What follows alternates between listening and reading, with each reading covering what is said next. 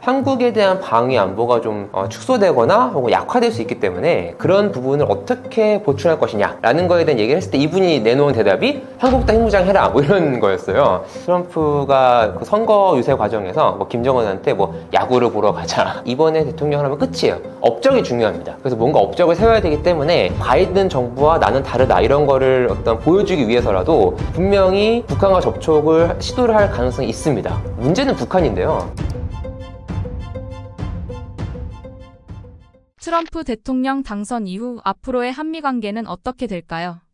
한미 관계의 가장 중요한 부분이 사실 트럼프 당선 이후에는 방위비 문제가 될 것 같고요. 이게 어쨌든 트럼프 당선인이죠? 당선인이 선거 기간 중에 원래 한미 방위비가 한 10억 달러 정도? 이 정도였어요. 근데 이제 이게 트럼프가 10배로 올리겠다라고 이야기를 한 상황이라서 이걸 어떻게 할 것이냐에 대한 문제가 일단 중요할 것 같고, 또 하나는 관세 문제인데, 이게 미국이 어쨌든 간 중국도 그렇지만 뭐 한국, 일본 등의 생산한 제품에 대해서도 관세를 올리겠다고 했기 때문에 이 부분에 대해서 어떻게 정부가 협의할 것인지가 중요할 것 같고, 그래서 윤석열 정부가 지난 일요일인 10일에 이제 뭐 회의를 했어요. 경제안보 뭐 긴급회의 뭐 이런 거 해가지고 회의를 했는데, 거기서 이제 어쨌든 트럼프 정부와 정책을 조율하겠다 이렇게 한 상황인데, 실제 트럼프 정부가 출범이 되면 조율이 잘 될지는 좀 지켜봐야 될 것 같습니다. 김정은과 잘 지낼 것이라고 말한 트럼프의 의도는 뭘까요? 그러니까 이게 코리아 패싱을 할지 안 할지 아직 확실하진 않은데, 이제 한다고 하면 아무래도 북한과 미국이 좀 가까워지다 보니까 거기에서 남한이 좀 소외될 수 있는 부분이 있는 거죠. 근데 이제 트럼프라는 사람의 기본적인 대외 정책을 좀 파악할 필요가 있을 것 같아요. 이 질문에 대답을 하려면. 그러니까 트럼프는 기본적으로 대외적인 일에 많이 개입을 하지 말자는 주의입니다. 우리가 그거를 흔히 고립주의라고 이야기를 하는데, 그러니까 대외적 분쟁에 신경을 쓰다 보니까 미국 국민들의 삶이 되게 팍팍해졌다는 거예요. 그래서 거기에 대한 자원 투입을 줄이고 미국이 좀 대외 개입을 하지 않을 수 있는 환경을 만들자, 이런 게 기본적으로 트럼프 정부 입장이기 때문에, 그러다 보니까 북미 관계 개선을 하려고 하는 거고, 그런 과정에서 지금 현재 남북 관계가 안 좋다 보니 이제 한국이 이렇게 패싱 당할 수 있다라는 우려가 나오는 것 같습니다. 트럼프는 정말 한국의 핵 무장을 생각하고 있을까요?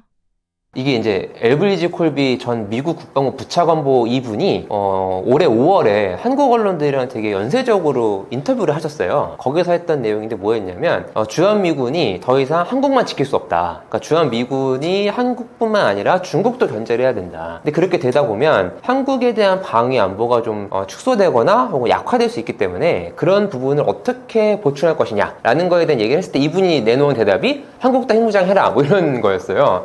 근데 사실 이게 좀 어려운 부분이 있는 게, 아무리 트럼프 정부라고 해도 우리가 이제 핵 비확산 체제라는 NPT 체제라는 게 있습니다. 그게 어떤 국제적으로 약속이 된 거거든요. 그러니까 핵을 만들지 말자라는 약속을 한 건데, 그거를 트럼프가 과연 깰 수 있느냐라는 문제가 일단 있고, 실질적으로도 사실 한국이 핵무장하면요, 한국만 핵무장하는 게 아니고 일본도 하고 대만도 하고 이렇게 하면 동북아 전체가 다 핵을 갖고 있는 나라가 될 가능성이 되게 높거든요. 근데 이것이 중국뿐만 아니라 미국에게도 그렇게 좋은 건 아니에요. 미국의 대외 정책의 1순위는 공화당이든 민주당이든 핵의 비확산이 1순위입니다. 그러니까 핵을 더 이상 확산시키지 않는 것이 미국의 대외 정책의 1번이거든요. 그런 의미에서 봤을 때 뭐 트럼프 정부와 관련이 있는 혹은 캠프와 관련이 있는 분이 저렇게 아이디어를 내놓으셨다고 하더라도 저것이 실제 대외 정책으로 연결될지는 좀 봐줘야 되는 문제가 있는 거고, 또 아까 말씀드린 비확산이라는 걸 생각했을 때는 한국의 핵무장은 트럼프 정부가 찬성할 거라고 보기는 좀 어려워 보인다는 게 대체적인 의견 같습니다. 트럼프 대통령 당선 이후 미국과 북한의 관계는 어떻게 될까요? 이게 참 여러 가지 얘기들이 많이 나오는 부분인데, 일단 트럼프 쪽은 좀 긍정적인 것 같아요. 트럼프가 그 선거 유세 과정에서 뭐 김정은한테 뭐 야구를 보러 가자 뭐 이런 얘기해서 뭐 일부 전문가들은 뭐 야구 개막식이 언제다 뭐 이런 말씀까지 하시고 계시던데, 일단 트럼프 입장에서는 연임이 없습니다. 이제 이 임기가 끝이에요. 미국은 2번까지 대통령을 할 수 있거든요. 그렇기 때문에 트럼프는 2016년에 한 번 했기 때문에 이번에 대통령을 하면 끝이에요. 업적이 중요합니다. 그래서 뭔가 업적을 세워야 되기 때문에 어쨌든 트럼프는 북한과 접촉을 하려고 할 거예요. 본인이 첫 번째 임기 때도 북한과 만나서 대화를 했고, 그것을 중요한 업적으로 생각하고 있는 사람이기 때문에 그렇고요. 뭐 일부에서는 뭐 노벨 평화상까지 바라는 거 아니냐 뭐 이런 얘기도 나오는데, 어쨌든 트럼프는 본인의 업적을 위해서, 그리고 바이든 정부와 나는 다르다 이런 거를 어떤 보여주기 위해서라도 분명히 북한과 접촉을 시도를 할 가능성이 있습니다. 문제는 북한인데요. 북한은 2019년에 하노이에서 미국과 정상회담을 했었죠. 그때 소위 말하는 뭐 미국의 뒤통수를 맞았다 뭐 이런 얘기도 하는데, 그러니까 북한은 나름대로 어떤 제안을 가지고 갔는데 당시에 미국이 어떤 그 내부적인 사정으로 인해서 이 북한의 제안을 뭐 걷어찼다 뭐 이런 평가가 되게 지배적이에요. 어떤 얘기였냐면 당시에 마이클 코엔이라는 미국의 그 트럼프 대통령의 변호사가 있었는데, 이분이 진술을 하는, 하원에 진술을 하는 날짜가 이 북미 정상회담 날짜가 겹쳤어요. 그래서 이거를 좀, 이 뉴스를 좀 덮기 위해서 트럼프 측에서 회담을 결렬시켰다 이렇게 보는 게 되게 일반적인 분석이거든요, 지금 와서 보니까. 근데 그렇게 된 상태에서 북한이 일단 한번 뒤통수를 맞았고, 그리고 또 하나 문제는 북한의 핵이라거나 미사일 수준이 2018년도, 19년도 북한과 미국이 대화했던 수준과 지금이 조금 다릅니다. 그러니까 물론 뭐 북한이 추가적인 핵실험을 했다거나 혹은 뭐 어떤 방위력이 엄청나게 개선됐다거나 이런 건 아니지만, 어찌되었든 미사일에 분명히 진전된 부분도 있고요. 그리고 군사 정찰 위성도 뛰어났고, 어떤 여러 가지 부분을 봤을 때 북한의 핵과 미사일이 고도화됐기 때문에 이 미국과 협상하는 데 있어서 북한의 조건이 훨씬 높아질 거라는 거예요. 그러니까 예를 들면 북한의 핵과 미사일이 예전에는 한 뭐 10 정도의 수준이었다라고 한다면, 이거를 미국과 어떤 다른 거를 교환해 협상이 이루어지는 거잖아요. 그러니까 예를 들면 미국이 뭐 북한의 10의 핵에 대해서 네가 핵을 없애면 내가 뭐 경제 지원을 해줄게 뭐 이런 식의 어떤 교환이 되어야 되는데, 그 교환 수치가 예전에는 10이었다고 한다면 지금은 북한의 핵과 미사일이 조금 더 고도화됐기 때문에 북한이 더 많은 미국의 지원을 원할 수 있다는 겁니다. 그렇기 때문에 이 문제는 트럼프의 의지도 중요하지만 북한이 과연 트럼프의 의향대로 선뜻 나서서 대화를 할 것이냐, 예전보다 훨씬 더 높은 대가를 바랄 수 있다라는 측면에서 북한의 입장이 훨씬 더 중요해 보인다고 볼 수 있겠습니다. 그게요, 그 북한이 2019년에 협상이 안 되고 나서, 그리고 2021년부터 우리는 우리 길을 가겠다라고 하면서 그 5개 국방 강화 계획을 발표했어요. 2021년 1월에요. 코로나가 있은 지 1년 뒤에 이제 그 발표를 했는데, 그러니까 결국 그 얘기는 미국과 협상 안 하겠다라는 식으로 이제 나온 거예요, 북한이. 왜냐하면 자기들이 이제 2019년에 협상이 잘 안 됐으니까. 그런데 말씀하신 그 북한이 언제까지 버틸 거냐라는 건 사실 다른 문제이기 때문에, 쟤들이 뭐 아무리 국방 강화한다고 해서 설마 뭐 미국과 협상을 마다하겠어? 라는 생각을 할 수 있는 건 매우 자연스러운 그런 생각을 생각하는데, 문제가 뭐냐면 2022년에 러시아가 우크라이나를 침공합니다. 이게 굉장히 북한에게 중요한 어떤 계기가 된 거죠. 그러니까 왜냐하면 2022년에 러시아가 우크라이나를 침공하면서 러시아 입장에서는 고립이 된 거예요, 국제적으로. 어쨌든 뭐 미국 때문에 미국이 자꾸 동쪽으로 들어오니까 우리가 어쩔 수 없이 침공을 했다라고 하지만 여튼 전쟁이기 때문에 국제사회는 굉장히 많은 비난을 했단 말이죠. 그런 상황에서 러시아가 우군이 별로 없었어요. 벨라루스 정도 있었는데, 북한 입장에서는 러시아의 편을 들어주면서 자신들의 정치적 입지를 좀 확고히 할 수 있는 계기가 되었던 거죠, 그 사건이. 그러면서 북한 입장에서는 미국이 아니어도 우리가 러시아에 잘 기대면 어느 정도 살 수 있는 길이 열리겠다라고 생각을 하게 됐어요. 특히 이게 사실 북한이 지금 굉장히 힘든 이유가, 유엔 안전보장이사회라는 곳에서 북한의 핵이라거나 미사일 등을 제재하기 위해서 경제적인 제재를 많이 했습니다. 그것 때문에 북한이 지금 힘든 상황인데, 근데 러시아는 유엔 안전보장이사회의 상임이사국이에요. 그래서 이 러시아는 이 안보리라는 안전보장이사회에서 결정할 수 있는 그 어떤 여러 가지 정책들 혹은 결정들에 대해서 거부를 할 수가 있어요. 그러니까 러시아는 굉장히 많은 권한을 가지고 있는 국가죠. 근데 이 북한이 러시아를 등에 업고 실제로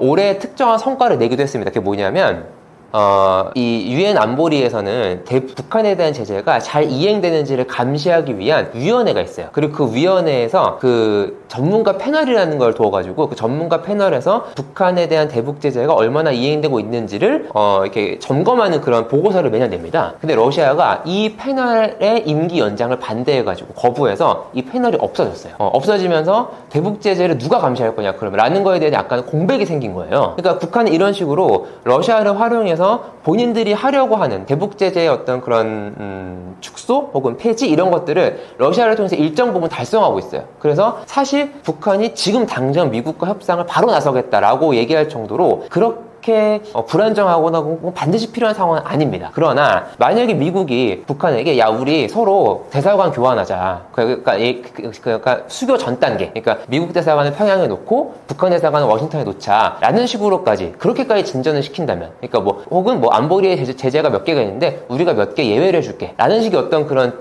조건을 내건다면, 그러면 북한은 움직일 수 있죠. 그러니까 근데 제 말씀은 북한이 움직일 수 있는 그 허들이 훨씬 더 장애물 혹은 조건이 훨씬 더 높아졌다는 겁니다. 2018년보다. 그리고 그게 이제 뭐 북한 핵미사일 고도화된 것도 있고 러시아와 북한의 관계가 밀착되는 것도 있고 그런 것들 때문에 북한이 일종의 숨통이 트이면서 미국의 협상에 굳이 매달리지 않아도 되는 어떤 국제적인 조건이 만들어졌다는 거죠. 그렇기 때문에 조금 더 미국이 더 많은 조건을 제한해야 북한이 움직일 것 같습니다. 러우 전쟁에 참전한 북한에 대해서 미국은 어떻게 반응할까요? 그러니까 요 점도 한번 짚고 넘어가 드려야 될 것 같은데 트럼프 당선인죠? 네, 선거 때 우크라이나 전쟁, 러시아 우크라이나 전쟁을 24시간 내에 끝내겠다 이 얘기를 했었어요. 그리고 트럼프 당선이 된다 이후에 계속 지금 우크라이나 전쟁을 종식시키겠다는 얘기를 연이를 하고 있습니다. 그리고 실제로 오늘 지금 촬영하는 시점을 맞춰서 말씀드리면 국가안보보좌관의 후보자로 마이크 왈츠라는 미 하원 의원이 이제 지명될 거다라는 언론 보도가 나왔는데 이분이 우크라이나 전쟁 종료를 되게 조기 종식을 강조하시는 분이에요. 그러니까 이런 것들을 봤을 때 미국은 지금 현재 우크라이나 전쟁을 종식하려고 하고 있어요. 그렇기 때문에 지금 현재 북한의 우크라이나 군이 얼마나 들어가 있는지에 대해서는 그렇게 많이 신경을 쓰지 않을 것 같고 그리고 또 하나 중요한 포인트가 지금 미국은요 우크라이나 전쟁을 확전하는 거를 굉장히 두려워합니다. 왜냐면 이게 만약에 확전이 되면 자기들도 뛰어들어야 되거든요. 이거는 미국이 원하는 시나리오가 아니에요. 미국은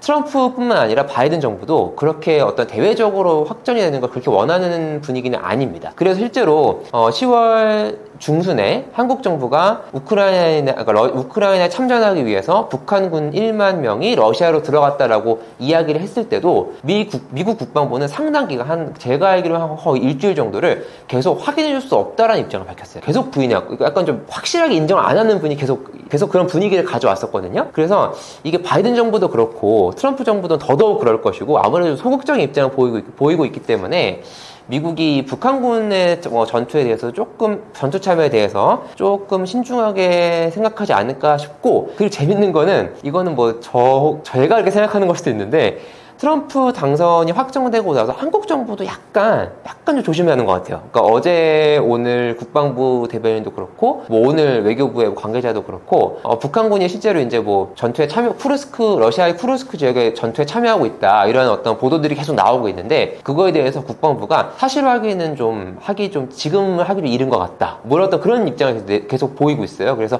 이 부분은 어느 정도 좀 트럼프 쪽과 맞추려고 하는 거 아닌가라는 생각도 좀 듭니다. 트럼프 당선 이후 우리나라와 북한의 관계는 어떻게 변할까요?